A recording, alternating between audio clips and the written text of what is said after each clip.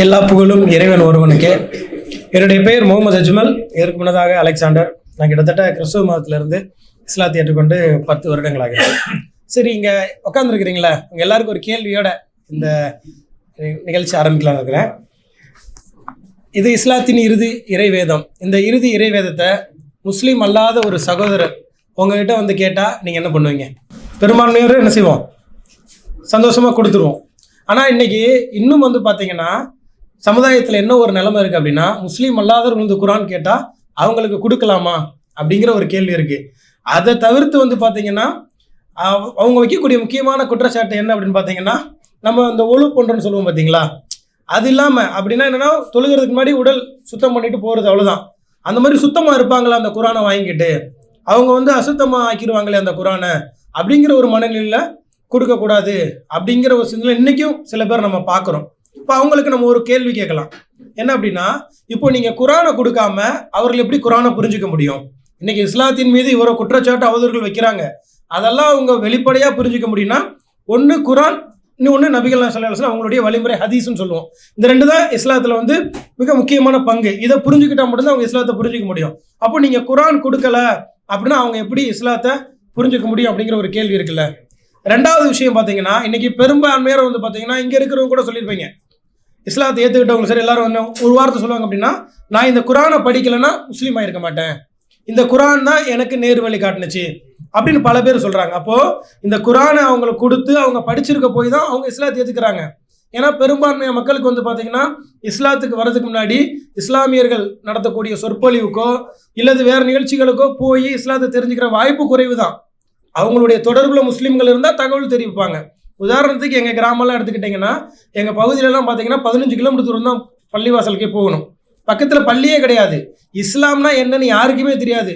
இப்போ கூட எங்கள் ஊர் மக்கள்கிட்ட போய் கேட்டோம்னா அல்லாஹ் சாமியான்னு தான் கேட்பாங்க. அவங்களுக்கு இறைவனுக்கு உருவம் இல்லை அப்படிங்கிற ஒரு கான்செப்டே அவங்களுக்கு கிடையாது. ஏன்னா அவர்கள் சிலையை வழிபட்டு கொண்டு இருக்கிறாங்க. அப்போது அவர்களுக்கு குரானை கொடுக்கணும் அப்படின்னா நாம் இந்த மாதிரி விதிமுறைகளில் வந்து கடுமையாக பின்பற்றுறோமா, ஏன் பின்பற்றுறோம், இதோட நிலைப்பாடு என்ன அப்படிங்கிற நம்ம புரிஞ்சுக்கணும். இப்போ வரலாற்றில் நம்ம எல்லாம் கேள்விப்பட்டிருப்போம், உமர் அப்படிங்கிற நபி தோழர் அவங்க வந்து பார்த்தீங்கன்னா இஸ்லாத்தை எந்த அளவுக்கு கடுமையாக எதிர்த்தாங்க அப்படின்னா, இஸ்லாத்தின் இறுதி இறை தூதர் நபிகள் நாயகம் ஸல்லல்லாஹு அலைஹி வஸல்லம் அவர்களை கொலை செய்கிற அளவுக்கு வந்து கடுமையான தூதர். அவங்களுடைய மனசு எப்படி மாறுனுச்சு? ஒரு நாள் அவங்க சகோதரி வந்து குரான் ஓதுறாங்க. அந்த சத்தத்தை கேட்டு அவங்களுடைய உள்ளம் வந்து மாறி அவங்க எந்த அளவுக்கு சிறப்பு பட்டுறாங்க தெரியுமா? சொல்கிறாங்க அவங்களுக்கு நிறைய சிறப்புகள் இருக்குது. அதில் ஒரு சில சிறப்பு சொல்லணும் அப்படின்னா, இவங்க ஒரு பாதையில் வந்தால் சைத்தான் இன்னொரு பாதையில் போவான்னு சொல்கிற அளவுக்கு சிறப்பு. அதை விட ஆகச்சிறந்த மிகப்பெரிய சிறப்பு என்னென்னா, எனக்கு பின்னாடி ஒரு நபி யாரும் வர மாட்டாங்க இறுதி இருந்ததுக்கப்புறம் வந்தால் அது உமரா தான் இருக்கணும் அப்படின்ட்டு நபிகள் நாயகம் ஸல்லல்லாஹு அலைஹி வஸல்லம் சொன்னாங்க. அந்த அளவுக்கு சிறப்பு மிக்க ஒரு தோழர் வந்து உருவாயிருக்காங்க அப்படின்னா இந்த குரான் தான் அவங்க உள்ளத்தை வந்து தாக்கத்தை ஏற்படுத்திருக்கு. அப்போ நீங்கள் வந்து இன்றைக்கி வந்து முஸ்லீம் அல்லாத குரான் கொடுக்கக்கூடாதுன்னு சொன்னால், உமர் ரலியல்லாஹு அவர்கள் அன்றைக்கி அந்த குரான் வசனத்தை கேட்கலன்னா நமக்கு வந்து இன்னைக்கு வந்து இப்படி ஒரு ஆட்சி கிடைச்சிருப்பாங்களா?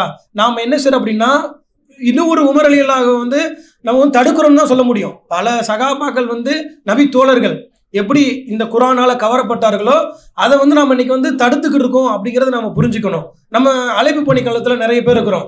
அழைப்பு பணியில் வந்து நிறைய பேர் சொல்லுவாங்க. அப்போ வந்து இஸ்லாம் அல்லாதவர்கள் இஸ்லாத்துக்கு வந்தவர்களும் பார்க்கும்போது அதுலேயும் பல பேர் அந்த விஷயத்தை சொல்லியிருப்பாங்க. நான் வந்து குரானை எதுக்காக வாங்குறேன் அப்படின்னா, இதில் குற்றத்தை கண்டுபிடிக்கணும் தான் வாங்குறேன், இதில் ஏதாவது குறை இருக்குமான்னு பார்க்க வாங்குறேன் அப்படி சொன்ன பல பேர் வந்து பார்த்தீங்கன்னா இன்னைக்கு வந்து இஸ்லாத்தை ஏற்றுட்டு தன்னுடைய வாழ்வியலாக இருக்கிறாங்க. அப்போது குரானை நாம் கொடுத்தா மட்டும்தான் அவர்கள் வந்து புரிந்து கொள்ளக்கூடிய வாய்ப்பு இருக்குது. இப்போ நீங்கள் சொல்லலாம், அது வந்து அவங்க தூய்மையாக இல்லாத நிலையில் பயன்படுத்துவாங்களே, இல்லை அதை தப்பாக பயன்படுத்திட்டா என்ன அப்படிங்கிற ஒரு கேள்வி உங்களுக்கு வரும்ல.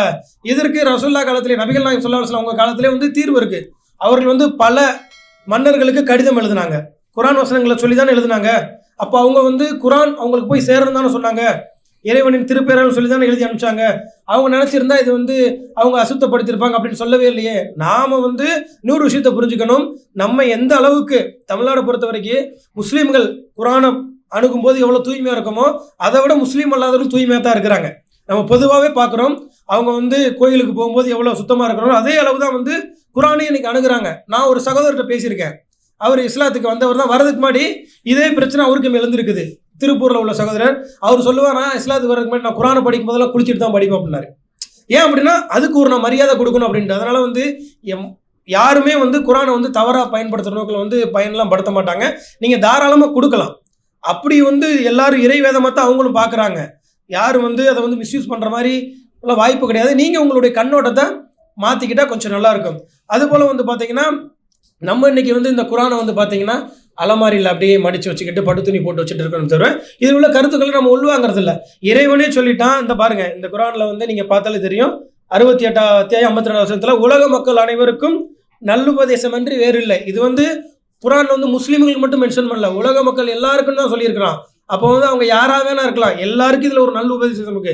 அது அப்படித்தான் நாம வந்து அவங்களுக்கு அணுகணுமே தவிர இது முஸ்லீம்கள் மட்டும் தான் படிக்கணும் அப்படிங்கிற ஒரு சிந்தனையும் கிடையாது. நீங்கள் இந்த கண்ணோட்டத்தில் இருந்தீங்கன்னா குரானை நீங்கள் முதல்ல தெளிவாக படிங்க. நீங்கள் குரானையும் நபிகள் நாயகம் ஸல்லல்லாஹு அலைஹி வஸல்லம் அவங்களுடைய வாழ்க்கை முறையும் சரியாக விளங்கிக்கல அப்படிங்கிறது அர்த்தம். அதனால வந்து நீங்கள் இதர மதத்தவர்கள் வந்து இதை தவறாக பயன்படுத்துவாங்க அப்படிங்கிற கண்ணோட்டம் உங்களுக்கு வேணாம். இரண்டாவது வந்து பார்த்தீங்கன்னா நாம் இந்த குரானை வந்து படித்தா மட்டும் போதாது, அதன்படி நடக்கணும். ஏன்னா நபிகள் நாயகம் ஸல்லல்லாஹு அலைஹி வஸல்லம் காலத்திலையும் சரி, அவர்கள் நபித்தோழர்கள் காலத்திலையும் சரி, அவர்கள் குரானை வந்து உள்வாங்கி அதில் உள்ளபடி நடந்தனால தான் அவங்கள பார்த்து மக்கள் கூட்டம் கூட்டமாக இஸ்லாத்துக்கு வந்தாங்க. நீங்கள் சொல்கிறது போல் நீங்கள் குரான் கொடுக்கக்கூடாது அப்படின்னா உங்களுடைய செயல்பாடுகள் எப்படி இருக்குது, உங்கள் செயல்பாடை பார்த்து ஒருத்தர் முஸ்லீம் ஆவாங்களா, இஸ்லாத்தை உங்களால் சொல்ல முடியுமா அப்படிங்கிற ஒரு கேள்வி எழுதலை. நேற்று வந்து நானும் ஒரு சகோதரன் வந்து ஒரு விடுதிக்கு போயிட்டு, அது இஸ்லாமிய விடுதி தான், ரூம் கேட்கறதுக்காக போயிருந்தோம் அவர் தங்குறதுக்கு. அப்போது நாங்கள் வந்து ஒரு 3 மணிக்கெல்லாம் வந்து காசு கொடுத்துட்றோம் அப்படின்னு சொன்னோம். அவங்க சொன்னாங்க இல்லை ஜிபேலாம் அனுப்பக்கூடாது, கேஷாக கொடுங்க.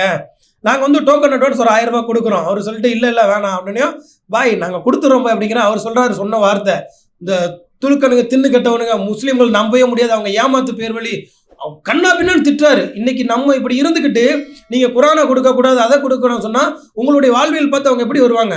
ஒரு காலத்தில் இஸ்லாம் எந்த அளவுக்கு உயர்ந்துச்சு அப்படின்னா அவங்களோட வியாபார முறைகள், அவங்களுடைய பேச்சு, அவங்களோட நடத்தையில் வந்து கவரப்பட்டாங்க. ஆனால் இன்றைக்கி நம்மளுடைய செயல்பாடுகள் அப்படி இருக்கான்னா இல்லை. அப்போ நீங்கள் வந்து முழுமையான வழிகாட்டி கிடையாது. அப்போ முழுமையான வழிகாட்டி குரானும் ஹதீஸும் தான். அதையாவது குறைஞ்சபட்சம் அவங்களுக்கு கொடுக்கறதுக்கு நீங்கள் முன்வாங்க. இதையும் நீங்கள் முன் வராமல் தடுத்து இருந்தீங்க அப்படின்னா இன்னைக்கு இருக்கக்கூடிய இஸ்லாத்தின் மீது உள்ள குற்றச்சாட்டுகள் அடுக்கிக்கிட்டே தான் போவாங்க. அதுக்கு வந்து தீர்வே கிடைக்காது. நீங்கள் வந்து அதுக்கு மாற்று வழியில் என்னதான் பேசிகிட்டே இருந்தாலும் அவங்க கேட்டுட்டு அப்படியே போயிடுவாங்க. அவங்களுக்கு ஒரு மாற்றம் வரணும் அப்படின்னா இந்த திருமறை திருக்குறான் தான். இது வந்து பார்த்தீங்கன்னா உள்ளங்களுக்கான ஒரு அருமருந்து. கவலையில் இருக்கிறாங்களா, கஷ்டங்கள் இருக்கிறாங்களா, வாழ்க்கையில் திக்கு சென்று என்ன செய்யணும் தெரியாமல் இருக்கிறாங்களா, ஒரு தடவை இதை படித்தாங்கன்னா போதும் அவங்களுக்கு பல்வேறு கேள்விக்கு இந்த விடை வந்து இதில் இருக்குது. இதை வந்து நீங்கள் அவங்ககிட்ட வந்து இறை வேதம்னு சொல்லி கூட கொடுக்க தேவையில்லை, வாழ்க்கைக்கு தேவையான வழிகாட்டி இது இருக்குது, இதை நீங்கள் முழுமையாக படிங்க அப்படின்னு சொன்னாலே இதன் மூலமாக பல பேருக்கு நேர்வழி காட்டக்கூடிய ஒரு சூழல் இருக்குது.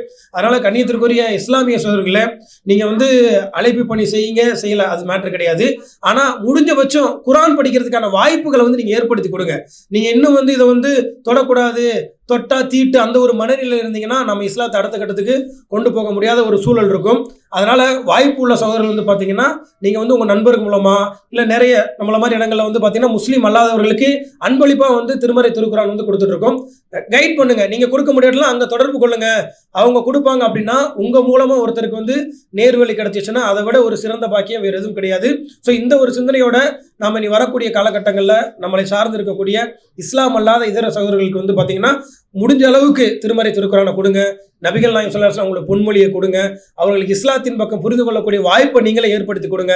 அப்படி கொடுத்தீங்க அப்படின்னா இன்ஷா அல்லாஹ் வரக்கூடிய காலகட்டங்களில் என்ன ஆகும் அப்படின்னா இஸ்லாத்தின் மேல் உள்ள தவறான புரிதல் அவர்கள் களையப்பட்டு அவர்களுக்கும் இறைவன் நேர் வழிகாட்டு இன்னைக்கு நம்ம பேசிட்டு இருக்கிற இடத்துல உட்காந்து அவர்களும் பலருக்கு சத்தியத்தை எடுத்து சொல்லக்கூடிய ஒரு சூழல் உருவாகும் என்ற பிரார்த்தனையுடன் என்னுடைய இந்த உரையை நான் நிறைவு செய்கிறேன். எல்லா புகழும் இறைவன் ஒருவனுக்கே.